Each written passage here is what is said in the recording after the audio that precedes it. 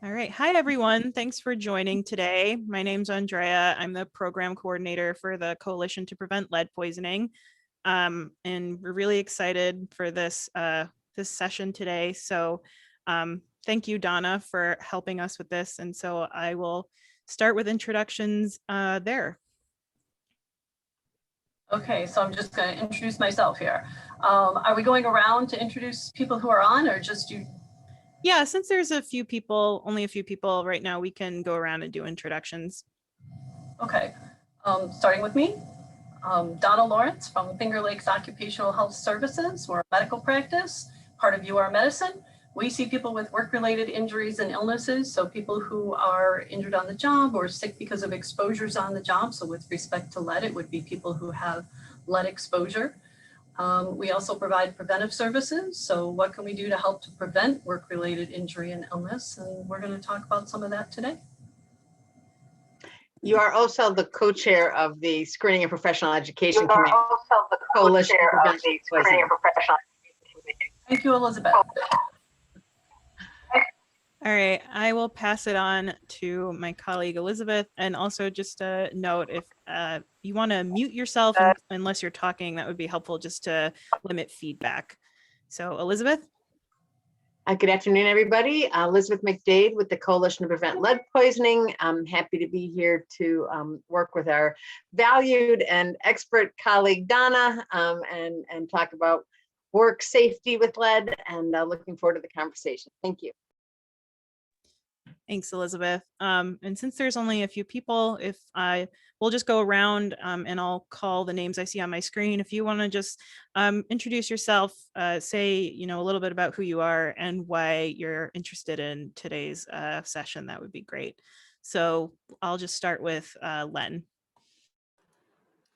Thank you. Good afternoon. I'm Len Merritt. I'm the manager of code enforcement for the city of Rochester. Within our department, we manage the dust wipe testing program, which incorporates about 70% of the city. We do proactive dust wipe testing, and we also will take phone calls from interested people who want to make sure that their homes are lead safe. And we also give out advice and resources. We do have our lead grant program that many people have taken advantage of over the years. So we also have that available for folks who are interested in, seeing if they qualify for the grants. Thanks, Len. Glad you're here. Next on my screen is Rich Miller. Hi, everyone. I'm so pleased to be here. I'm a professor of OBGYN and of pediatrics and pathology at the University of Rochester, and director of what's called Mother to Baby UR Medicine. And we handle issues of breastfeeding and pregnancy, and for years have been very concerned about lead and pregnancy, and also in the newborn. I work very closely with Elizabeth and Andrea and Donna and Stan Schaefer, who isn't on, in trying to assist pregnant women and their children. Also work with Mindy Cameron, who is head of the program in the Buffalo region. I didn't mean to introduce you, Mindy, but that's part of our collaboration. Thanks, Rich. Thank you. Next on my screen, is it Damien? Yeah, I had arthroscopic surgery last week, so I'm going to stay off of camera for now. Yes, my name is Damian Ellis. I'm the lead coordinator with the EPA Region 2 office based in Edison, New Jersey. Responsible for overseeing or doing enforcement under the Ventilation Repair Painting Program, abatement program, as well as lead disclosure rule. Basically the federal lead-based regulations in New York, New Jersey, Puerto Rico, and Virgin Islands. So with a lot of the local city and state, officials, health departments, and so for building departments, in collaboration with them to for cases that we develop, for inspections and cases that we develop. And other folks here. So that's who I am. Thanks for being here, Damien. So next on my screen is Thank you. Melinda or Missy. Mindy Cameron. I'm a pediatrician in Buffalo. I'm also the medical director of our lead poisoning prevention center here and our pediatric environmental health center. Mindy, I just want to say it's great to have you on the call and it's great to see you. Very nice to have you. Thanks for joining us today. Thanks, Mindy. Next on my screen is Matthew.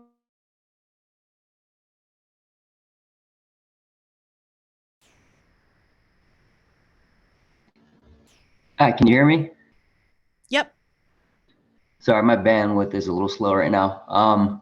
So yeah, I work with the EPA.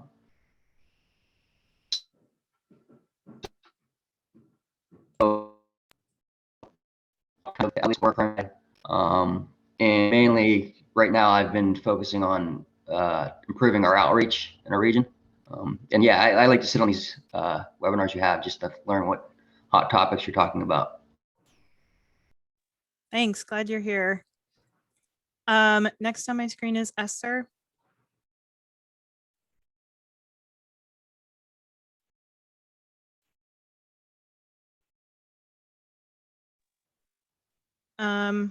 Oh, Esther posted in the chat, having difficulty with audio.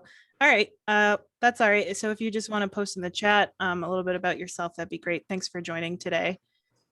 Next on my screen is John. Yes, can you hear me? Hi, can you hear me? Yes. Hi, my name is John Slavinsky. I'm a C for the EPA. And like Matthew, I've also been working on lead outreach. Thanks for being here, John. And then last but not least is Royal. Yes. Hi, if you just want to introduce yourself a little bit and why you're interested in our session today, that'd be great. I work with Region 2 and worked with training providers, and I've done inspections, lead inspections. And the latest information is that I work with training providers, accreditation of training providers, training providers. Great. Thank you so much for being here today. So I think we can go ahead and start with our first question. So I know a lot of us here have familiarity with lead and lead poisoning. So and just a little bit of context, the coalition is primarily focused on childhood lead poisoning prevention, but we do partner with many different community organizations, including leaders like Donna, who they focus or work with adults who are exposed to lead. So Donna, can you talk a little bit about how an adult could be exposed to lead? Sure, thanks, Andrea. So I do just want to mention that we've got several folks from the Children's Environmental Health Centers. We are actually part of the New York State Occupational Health Clinic Network, so a similar setup. There are multiple clinics across the state where we specialize in occupational medicine, work-related injury and illness care, but it's a similar model to that Children's Environmental Health Center. And certainly children and adults are poisoned by lead. There is no biological role for lead in the human body. Theoretically, we should all be at zero. Realistically, lead is ubiquitous in the environment, so everybody does have some level of lead, but the lower the better. In terms of exposures in adults, adults are typically exposed because of their occupation. It can also be exposures because of an activity that they're doing, whether it's an activity in the home, a home project like remodeling in a home that has lead-based paint, or it could be a hobby. Maybe somebody who likes to target shoot, for example. So adults can be exposed in a variety of ways, but most often it's occupational related. There are actually over 900 occupations that, did you have a comment, Elizabeth? You're answering, I was gonna ask, what type of occupations are we talking about?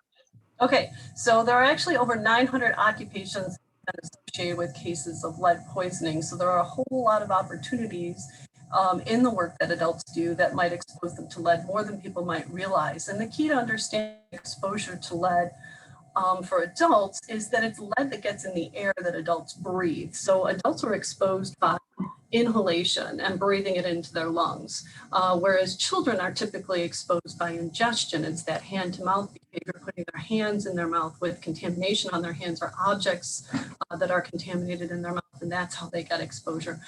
Both adults and children can be exposed both ways. It's just typically for adults, it's inhalation. For children, it's ingestion. So when we think about occupational exposures, yes, dust particles or lead dust and lead particles that get into the air because of the type of work that people are doing. So they're working with products and materials that contain lead, and the work that they're doing is generating particles and dust that contains lead getting into the air, and then they're breathing that. So they might be cutting, grinding, sanding, buffing. They might be soldering, heating products, anything that creates lead particles getting into the air that they can then breathe. So there are a lot of different types of materials that might contain lead, or things that people might work with that contain lead, batteries, radiators, pigments that might be found in paints or dyes or ceramic glazes, lead solder, people who do stained glass work. In construction, it could be renovations or repairs, demolition, remediation, abatement work that people are doing, could be bridge work. Bridge paints still contain lead, for example.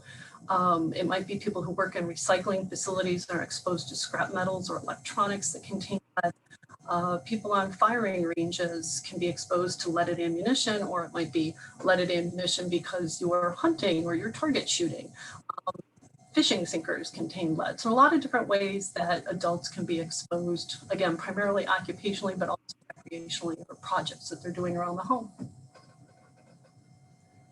So what could happen, or how does the lead that an adult could be exposed to, how can it affect their health? So lead exposure really is something that has multiple mechanisms of toxicity. In other words, it affects multiple organs in our bodies and multiple systems in our body. Pretty much any organ or system can be affected. Target organs that we tend to think of are going to be the central nervous system, the peripheral nervous system, the kidneys, the reproductive system, the cardiovascular system, the gastrointestinal system, immunological system, and certainly the brain. So when we think about the brain, we often hear, like for children, that they have a lower IQ as a result of exposure to lead, or higher levels of exposure. Very high levels can cause things like seizures or coma or even death. Typically, when people have exposures occupationally, it's more often those lower level of exposures. We certainly can see high level exposures, but even with those low level exposures, there are a lot of things that can cause concerns. So if we're talking about a pregnant woman, low level exposures can increase the chance of a miscarriage, or can cause harm to the fetus while it's in development, both physically and mentally. It can increase a person's risk of having high blood pressure, or their chance of having a heart attack or a stroke. It decreases brain function, so it causes difficulty both for adults and children. It makes it more difficult to think, more difficult to learn, difficult to pay attention, makes people more impulsive, more distracted. It can decrease kidney function, so it makes it harder for your body to get rid of those toxic waste products. So it has a lot of different effects on different people. And when people have a level of lead in their body, that doesn't necessarily correlate to the symptoms that they might experience. So you can have multiple people with the same level of lead who are having different health effects that they're reporting. So there's a lot of variability in that, but there are a lot of different effects and different organs and systems certainly that can be affected. How do we tell if we've been exposed to lead as an adult? We were gonna talk about that, but blood level testing is very important. So we certainly know about having children tested for their blood levels when they are 1 and 2 years old. But maybe a lot of adults don't realize that if they're working with lead, that they should get periodic blood levels too. So adults who are exposed to lead in the workplace should have periodic blood level testing done. Typically it's every 6 months. If they have an elevation, then they might need to be tested more frequently while we work to try to identify the sources of that exposure and mitigate that exposure and bring their lead levels down. But some of the symptoms that people would experience are things like nausea, vomiting, cramps, diarrhea, poor appetite, weight loss, numbness or tingling or pain in their hands, their feet, muscle weakness or joint pain like you might experience when you're sick. Headaches, memory loss, difficulty with sleeping, mood changes, mood swings, moodiness, fatigue, a lot of different symptoms that people might have. So sometimes hard to correlate symptoms with necessarily it's lead. There's a lot of other things. I remember a gentleman that came in and he was having difficulty with his memory. He was getting older, so he was attributing that to his age.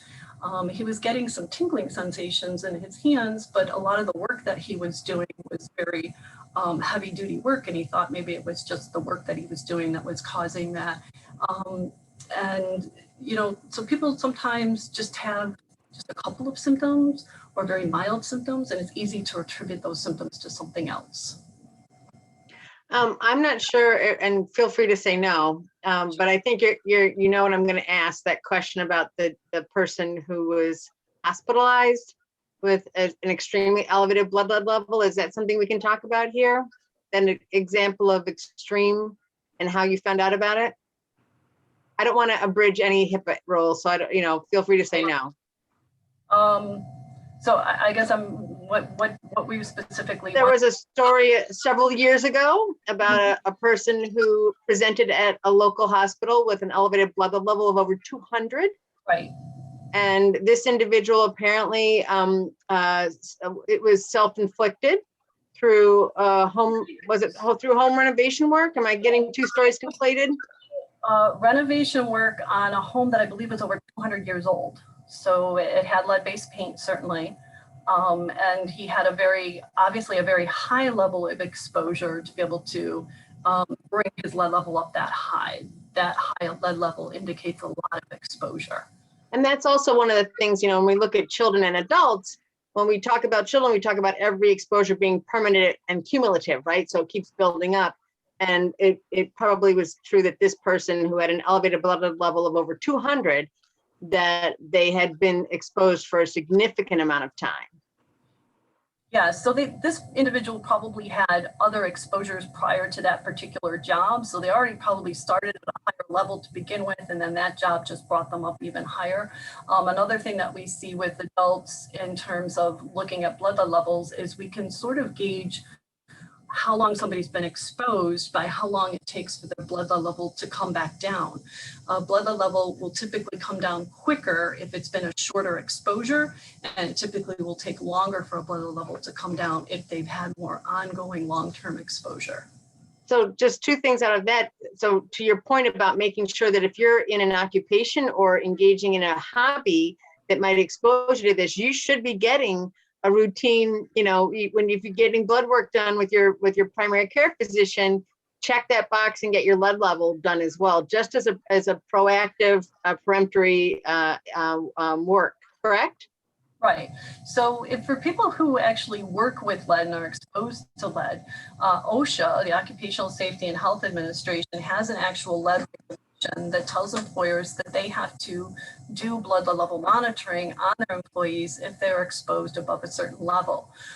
So one of the other requirements that the employer has to meet is they have to do air monitoring. They have to test what the levels of lead in the air are when people are doing their work, so they can make a determination about whether or not people are exposed and need to have blood level testing. We recommend that anybody who's working with lead get lead level testing on a 6-month basis, but there is an actual criteria that OSHA has. So if they're doing air monitoring and they're below that criteria, they technically under OSHA don't have to do the blood level monitoring, but we recommend that if you're exposed, you should just do it every 6 months.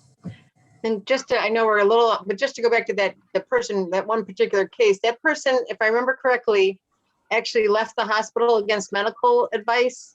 And the question was whether or not the individual was so cognitively impaired by the lead poisoning that they were unable to make a safe and healthy choice for themselves. Yes. Yeah.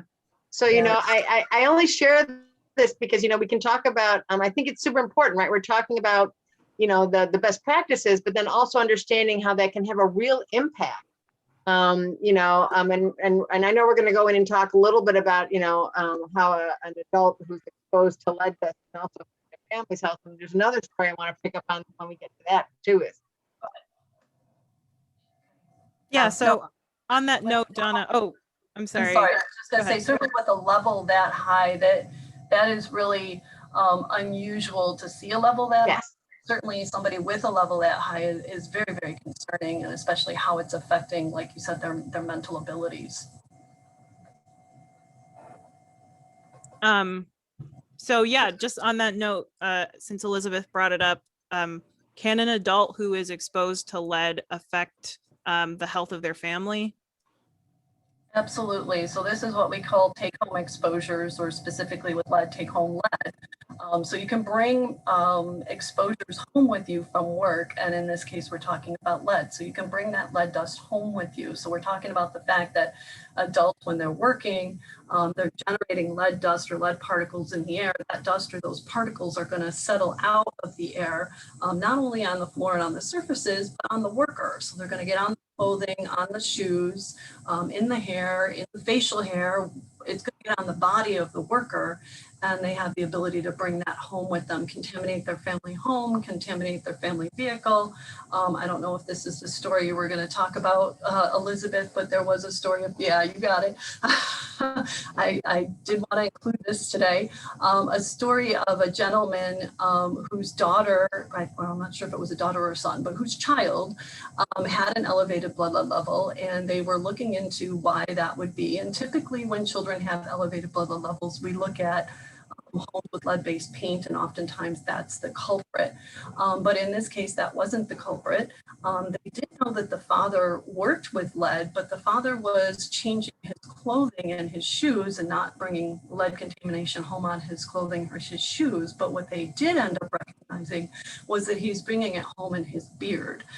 So he was getting contamination in his facial hair, and he was picking up his child and holding his child after work and playing with his child, and the child was touching the beard, putting their fingers in the beard, putting their face in the beard, and the child wound up with an elevated blood level as a result.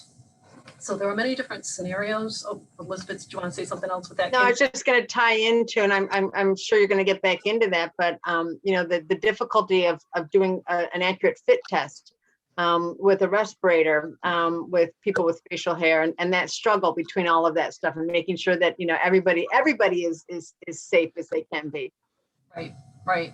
Yeah, that actually goes along with the next question, which I think we can probably. You know, but I'm sorry. I know you're being very good about staying to the agenda, but you know, talking with me is always a little bit of a ping pong match. But good.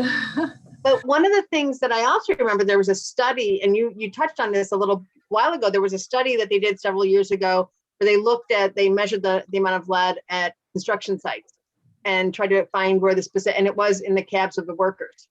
And, you know, because all the tools are coming, because the clothes are coming, because all of that stuff is coming, and it's piling up, right? It's going from work site to work site. And, you know, to underscore your point, who's riding in that car after work and on weekends, you know? Well, I remember also hearing somebody relay a story to me about a father who was picking up the child after work from daycare, putting the child in the car seat, and was changing clothing when he got home, but his clothing was contaminated when he was picking up that child every day. And over time, the car seat became very contaminated with lead, and the child putting their hands on the car seat all the time and then hands in the mouth, or putting their mouth right on the car seat, led to that child having an elevated blood level from the contamination on the car seat. So certainly you can contaminate your vehicle, as well as your home. And there was another study that was done on an airplane mechanic, and they did the lead wipes on his hands after he had washed his hands to show that even after washing his hands, he wasn't washing well enough and he was still having some lead contamination on his hands, and that his steering wheel was contaminated. So they just wiped the Is steering. that because plane engines are diesel? And so there's still. So aviation fuels for single engine planes, I believe, still have lead. So Right. single engine planes or small planes can't fly without leaded gasoline. So we got to be able to fly them. So they still have leaded gasoline. I remember another story that reminds me of an aviation fundraiser that they held at a hangar at an airfield, and they invited all kinds of families and children to come to this hangar where they made pancakes in the hangar. So there's airplanes that are being worked on and engines running all the time, and so obviously there was lead contamination in the hangar and all over the field where they had people picnicking for this fundraiser. So yeah. Oh my goodness. Wow. The stories that you can tell, inadvertently, these things that happen. I mean, obviously no one wants to lead poison families when they're picnicking. So, what can adults do to help keep themselves and their family safe? Okay, so this gets to what we call the hierarchy of controls. So as an industrial hygienist, that's what we work from, is this premise called the hierarchy of controls. These are really the tools that we have in our toolbox for how we can help workers stay safe when they're at work from whatever the hazard might be, in this case, lead. So like I said, the employer has to do air monitoring to determine what lead levels are present. And then based on that, they have to implement controls to try to bring that exposure down and minimize the exposure that a worker has. So there are certain ways that we can do that. So if we start out with substitution, the best thing we can do is, can we substitute something that doesn't contain lead so that we don't have that exposure in the first place? So for example, if we're talking about lead-based paint, can we use paints that don't contain lead? So there are still applications where people use lead-based paints. They do still need it, for example, in bridges. People who do painting, make paintings, can also be using paints that contain pigments that contain lead. So there's an option there. Do you have to use a lead-based pigment, or can you pick one that isn't? Or we were talking about exposure at shooting ranges. So ammunition contains lead. So can you choose to use lead-free ammunition instead of leaded ammunition? So if we can get rid of it, substitute something else, that's the best option. But if you can't do that, depending on the type of work that people are doing, that's not certainly always an option. If we're talking about generating lead dust, one of the things that we can also do is capture that dust at the source and prevent exposure by capturing it. So it might be that you're using a hand tool, doing some cutting or grinding, and that hand tool can be equipped with a dust collection system where it collects the dust as it's being generated in a little bag, and periodically you dump the bag, but it's keeping the lead dust out of the air while you're working with it. So that's another example. Maybe you can't collect the lead dust when you're generating it and it's ending up on the floor, but you have to clean up the floor later. So maybe you're going to need to vacuum the floor. So it's important to know that if you're going to vacuum, you need to use a vacuum with a HEPA filter, a high efficiency particulate air filter. If you vacuum without a HEPA filter, you'll be capturing the larger particles, but all the smaller particles will just get thrown back out into the air, and you're just re-exposing yourself and spreading that contamination. So you need to use a HEPA filter if you're going to vacuum. Another option, you might be sweeping. Well, if you're sweeping, same idea. You're collecting the larger particles, but smaller particles are getting up into the air and spreading that contamination around. So options are using a sweeping compound that you put down first that helps to keep stuff down and not get into the air, or using wet practices. So mopping instead of sweeping would be another example. And just in general, using good hygiene practices, making sure that workers understand that you should shower before you go home at night if you can, or shower when you get home, that you are going to clean eating facilities, that you're not eating your lunch in the contaminated work area or storing your lunch in a contaminated work area and then your food gets contaminated, or you're using contaminated hands to eat your sandwich, because then you may have exposure that way. So educating workers. You just Donna. muted yourself, Donna. I must have accidentally hit the button. Sorry. All right, so then we get to personal protective equipment. So what can we put on a worker to protect a worker? And primarily when we think about lead exposure, it's those respirators. So putting respiratory protection on a worker, some things that people need to know. So first of all, you need to have a medical clearance to wear a respirator. You have to have a medical evaluation. So wearing a respirator puts extra stress and strain on cardiovascular system, on the pulmonary system. So people need to be medically evaluated and cleared to wear a respirator. That's one of the services we provide. People also need to have a fit test. So when they wear a respirator, most people are wearing a tight fitting respirator, whether it's a half face mask or a full face mask, it seals to the face. And the way that it gives you protection is by having a tight face to mask seal. We need to check that seal to make sure that people truly are getting a face to mask seal. So it's called a fit test. So that's something that we also do.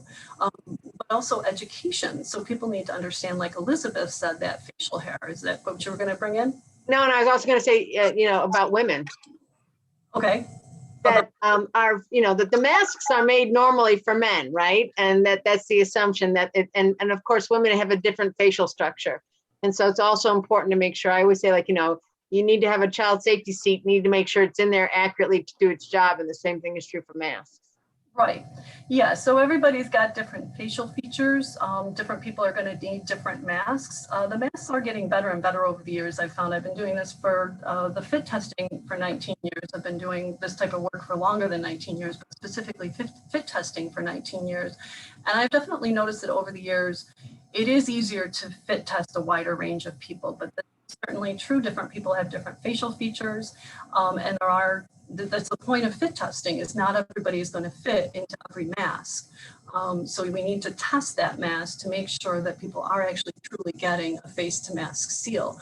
And one of the things that people don't understand oftentimes for people who have facial hair is that facial hair interferes with that seal. I've seen people do a lot of crazy things, like put Vaseline in their beard to think that if there's Vaseline on their beard, that's going to give them a seal. But the face to mask seal, it actually has to come in contact with. That just makes the lead dust stick to the beard better. Am I right? True, probably collects more of it than anything, right? But people need to understand that facial hair will interfere with that seal. So they need to be clean shaven wherever the mask seals to the face. They can have some facial hair inside the mask or facial hair outside the mask, but where the mask seals to the face, they need to be clean shaven. I've had many people who come in for a fit test and tell me that I shaved today.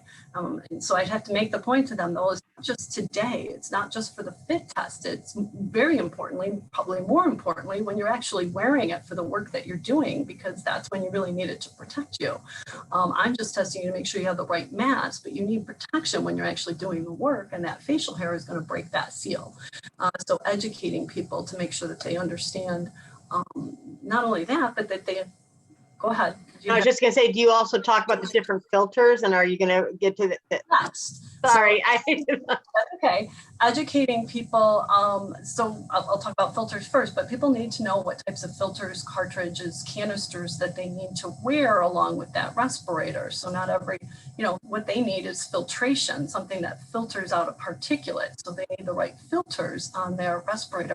And if they're doing other types of work, They might be exposed to solvents as well, in which case they need different types of cartridges on the respirator. So they need to understand what else they need to put on the respirator to give them the protection for whatever it is that they're working with. They also need to understand how to do what we call a user seal check. So they have to do what we call a positive and a negative pressure seal check. So they have to block off those filters or cartridges, breathe in, the mask should pull in on the face, and that's how they know that they're getting a seal. And then they do a positive pressure check where they blow out and they should feel some outward pressure, but no air leaking around the seal. So every time they put it on, they have to do a pressure check. So people have to understand how to take care of the respirator, when to change those filters and cartridges, how to put it on properly. I had a guy who came in and said, I'm wearing a respirator, but I don't feel like it's protecting me. He was wearing it upside down, so it wasn't sealing properly. I had another guy who was wearing a full face mask. And again, he said, I don't think it's helping. Well, he was wearing it like a face shield. He had worn a face shield in the past. He didn't understand that he had to tighten the straps and seal it to his face. So we've had a lot of different things that we've encountered over the years, but it's very important for people to have the education on proper use of the respirator. And you're underscoring, also the difficulty of a false sense of security, right? And in some ways, people might actually be more, not as cautious because they're assuming that they're good to go, right?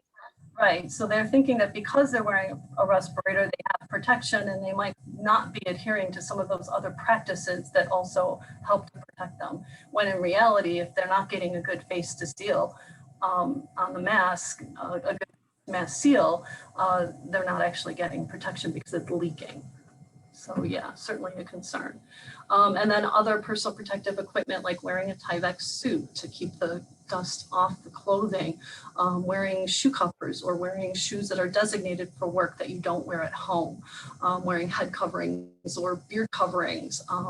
So a lot of different things that people have to understand about the different measures that they can use at work to protect themselves, and they need education on it. So the educational piece is something that we also help to provide for workers. Donna, I realize that this might only be applicable to maybe a contractor or someone else who works in the home, but can you talk briefly about what the RRP rule is and what that means for adults who work with lead? So people who are doing work with lead need to have this RRP certification, and the EPA folks who are on probably can speak to that better than I can. That's not necessarily my forte, but they certainly need to have that certification. That is going to teach them how to do the work using lead safe work practices. The focus of that is more so on making sure that the environment that they're working in is not getting contaminated. So people who are living or using the facility that's being renovated is not getting contaminated, and other people aren't getting exposure. One of the things that we've tried to do in the past is try to work. We've tried to work with that curriculum to supplement it with more information about how the worker protects. Is really the goal of that is really more about how to protect people in that space that's being renovated so that they're not being exposed to the lead dust that's being created by the work that's being done.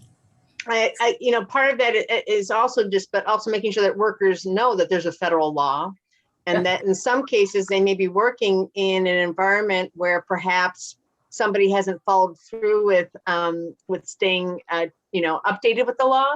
And so, one of the things when we talk about the renovation, repair, and painting rule, that actually goes beyond, in some ways, it's not just contractors, it's also HVAC, it's also plumbers, because it's more about, you disturb a certain square footage in a pre-78 painted structure, as opposed to the work scope. It's what are you doing? And if you're disturbing, 20 square feet on the exterior of a building or 6 square feet on the interior, you must be RRP certified. And so, it's a great way to learn about how to keep yourself safe in a variety of issues. So it's always we always want to make sure that everybody knows that they should get that or try to take that if they can. Or if they're going to hire a contractor, that they're looking for a contractor that has that certification, because you don't want the contamination in your home. Great, thank you for talking about that. So are there any resources like locally that you want to highlight that can help keep adults safe from occupational hazards? Well, certainly, obviously, because I'm Finger Lakes Occupational Health Services, I do want to highlight that we can provide the medical certifications for people who wear those respirators, the fit testing, the education on the use of a respirator, education on health effects of exposure to lead, as well as the blood level monitoring for people who are exposed to lead, and certainly medical management of somebody who has an elevated blood lead level. So those are all services that we can provide here. And if our location, I mean, we're, like I said, we cover a 9-county Finger Lakes region, but we are located across from MCC and White Spruce Boulevard. So if we're not located close to or convenient to a worker, there are certainly other occupational medicine facilities or clinics that provide these services as well. So if you Google occupational medicine, you can find others that would provide these services. In addition, I mentioned the fact that the employer is obligated to provide air monitoring. So there are environmental testing companies that you can hire to do that air monitoring, or you can rent equipment to do that required air monitoring. And again, if you just Google environmental testing, you can come up with resources for that. So we don't make recommendations of anyone other than ourselves specifically, but there are a lot of resources that people can find certainly on the internet. I have 2 questions, Donna. Sure. One, do you go and make presentations to groups of workers? And then secondarily, what if I was working in an environment where I thought I was maybe being exposed to some toxic hazards, and maybe my employer wasn't the most, environmentally friendly or solicitous employer? Could I also get resources or information from your office about how to, keep myself safe? Well, I can certainly share resources with people about working with lead and all the different practices that we've been talking about in this session of what you should be doing to protect yourself from lead. If somebody has a really concern about the employer and the employer is not addressing that concern, they certainly can also contact OSHA, and OSHA can help them out with, we're not an enforcement agency, so I can't, go out to any employers and make them follow the rules, but OSHA certainly can. But I certainly can provide resources and educational information for somebody if they have questions.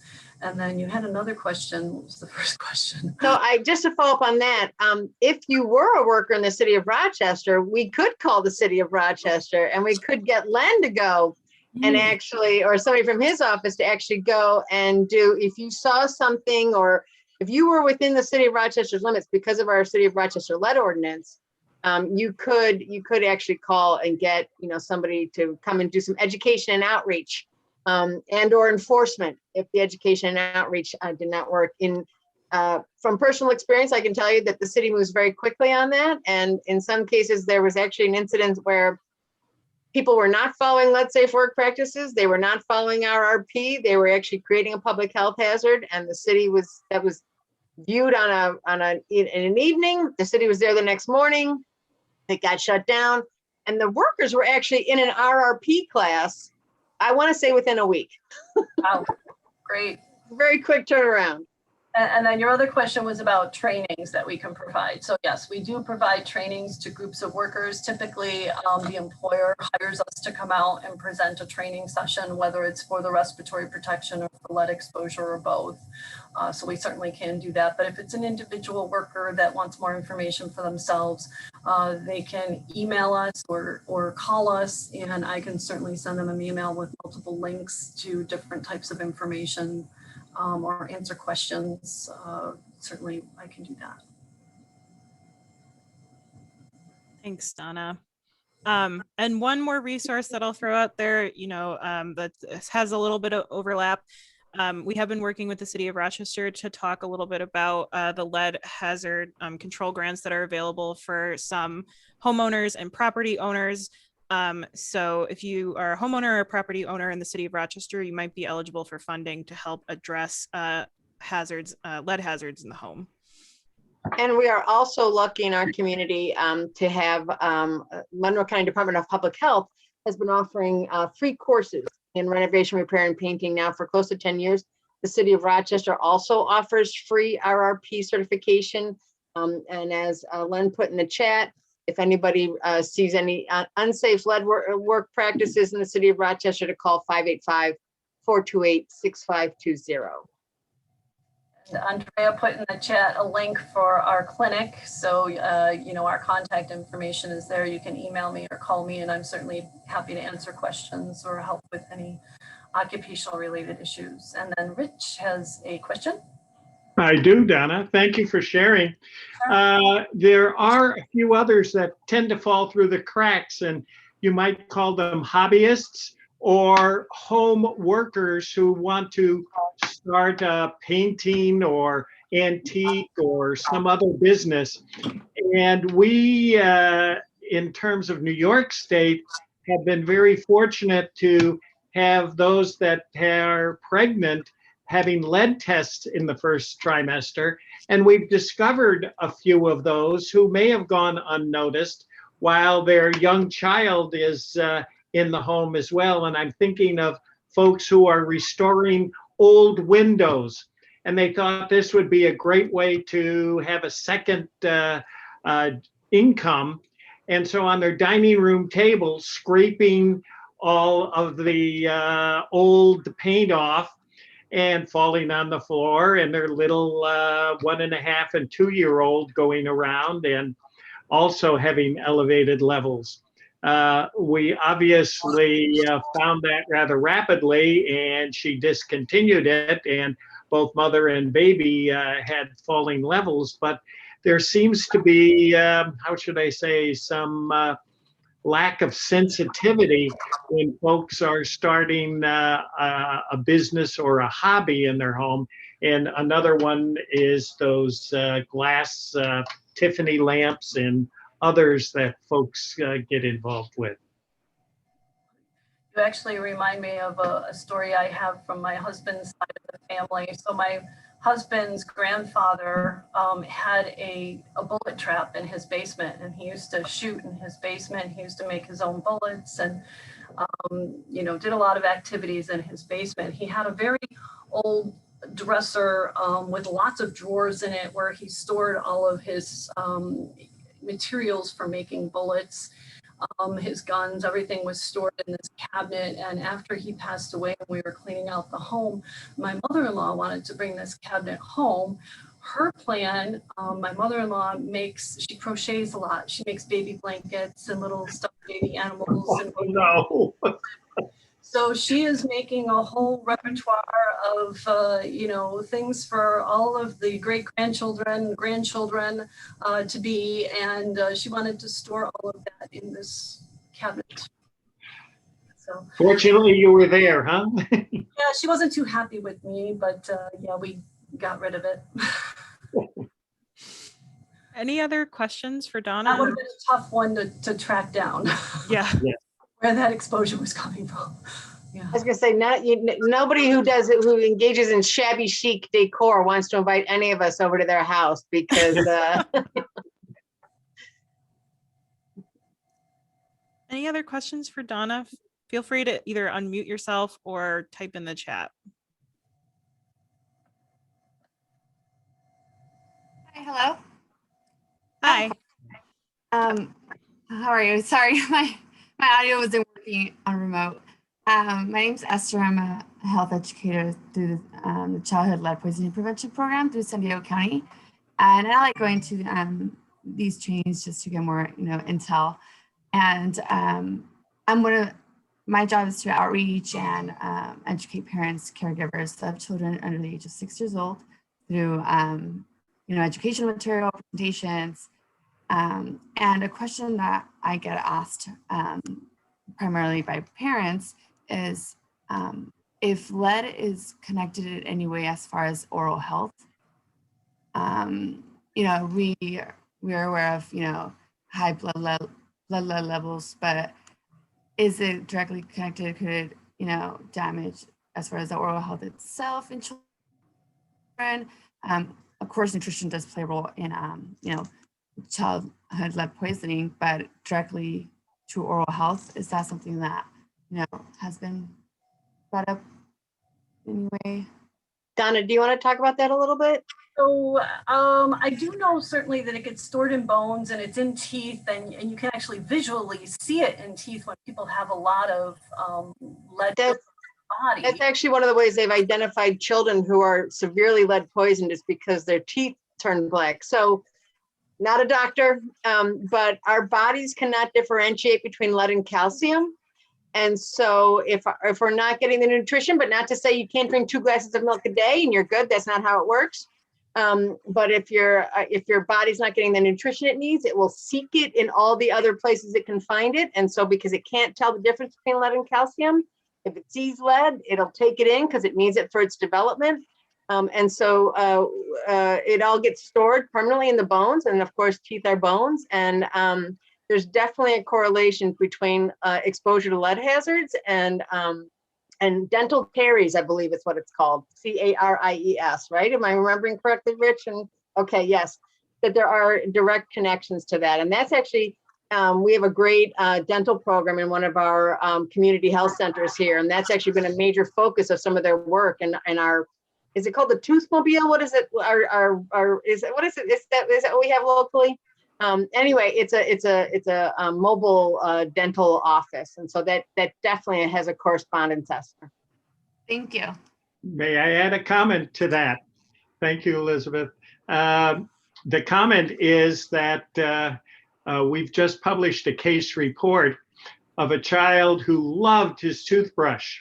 He loved it so much, he took it everywhere. And he would clean the windowsills. He would clean absolutely everything. And he had elevated lead levels because his toothbrush did not remain in the sink, but it traveled with him wherever he went. That has since been stopped, but it certainly demonstrated in terms of dental hygiene that not only fingers and toes get in one's mouth, but the toothbrush can be a potential source. Thank you. Thanks, Rich. Glad you're here to answer some of that. That's Any other questions? All right. Can you talk a little bit, can both either Donna or Rich talk a little bit about, Donna, you kind of had a whole laundry list of possibilities, but if an adult gets lead poison, what are some of the real things that can happen? I mean, we're talking like, high blood pressure, right, can actually be a correlation with exposure to lead. Kidney damage, right? And also this is the one that the contractors, whenever I talk to them, really pay attention to, sexual dysfunction. Yes. And my understanding is there's still a study going on. I don't know if it's still going on about the correlation between exposure to lead and dementia, right? I mean, there was a study going on at the U of R a while ago because the concept is as lead collects in our bodies and it gets stored in our bones eventually, the question was, as we get older and our bones soften and we're more predisposed to things like osteoporosis, the question is, are our bones softening? Is the lead being re-released? And is that impairing cognitive function? So it really is this cradle to grave situation, where people think we got rid of it in 1978, but the fact is it's an element, it's in our environment. We still continue to do things like, to kind of even go back to the bullet issue, I want to actually advocate for using non-lead bullets because of what's happening in the environment with, animals getting lead poisoned because hunters are out there, they're leaving the remains of, they're cleaning out their kill and they're not cleaning up after themselves. And then other animals are eating that and getting lead poison. There's a whole issue with going on with the condor reintroduction program in California. Millions of dollars have been spent on reintroducing condors to California, and they're being lead poisoned by lazy, hunters who couldn't be bothered to clean up after themselves. So, there's all types of interconnections with all of this. Yeah, and you also bringing up hunting, that's also another issue. If hunters are using leaded bullets, it disperses into the meat much further than people realize. So they really have to cut a lot of the meat out to truly eliminate the possibility of lead contamination in the meat that they're eating. And people don't realize how far it disperses into the meat when they use leaded bullets for hunting. And I think one of the struggles we also have is, people have been doing it this way for years and I'm fine, right? And so then you're like, well, maybe you're not, and so that's why it's important to understand these other correlations, right? That your high blood pressure might actually be related to your exposure to lead, as opposed to I'm just getting older kind of thing. And I think we have a lot of, especially with older folks, we have a lot of sort of re-education to do about all of that. Right. Also along those lines, the criminal behavior has been associated with higher lead levels. A lot of folks raise the question, environment, can it be social environment also contributing? But that has been in a number of publications. And a third occupation that we seem to see having greater influence is police work and folks being shot, and whether it is the officer or in fact someone on the street that the bullet missed, hitting whomever they did, but hit an innocent bystander. I can't tell you the number of pregnant patients I've had that have had elevated blood levels in the range of 12 to 14, but they can't do anything about it because it's so close to the spine or to other vital organs that further debridement wasn't possible. So they're carrying the pregnancy at levels that, let's say, some of us were exposed to back in the 50s and 60s because of leaded gasoline. So there are a few occupations, not only at the firing range, but being the target. Yeah, we have one of those cases, just like you're talking about, a man with a bullet fragment lodged close to his spine. And in his case, he ended up having a herniated disc. And that herniated disc, because of the fluids, caused more leaching of the lead and caused his levels to go up. And we've had a lot of difficulty with his lead levels in the teens and 20s because of that disc that has further exacerbated the situation. When they've been that high, let's say less than 14, and there's absolutely nothing you can do about it, I usually say, and I would appreciate anyone's comments along these lines, that I suspect I had levels of 12 to 14 because when I was growing up, because that was the levels that folks were generally exposed to, trying to decrease the anxiety that the individual may have when there's absolutely nothing we can do. Well, thank you both for sharing. There's a lot of horrible stories that I'm sure we could go back and forth and talk about. And but it is a little past 4 o'clock, so I do want to make sure that we let people get back to their day. So thank you everybody for joining us today. And thank you so much, Donna, for helping us lead this. We're really thankful that we can have a partnership with you and, have that connection. And if anybody needs additional information or wants resources or connections, we're happy to provide that. Just reach out to the coalition. And thanks to Andrea for setting this up. Thanks for all right. Thank you, everybody. Thank you all. Have a good rest of your day. Thank you. Bye. Thank you.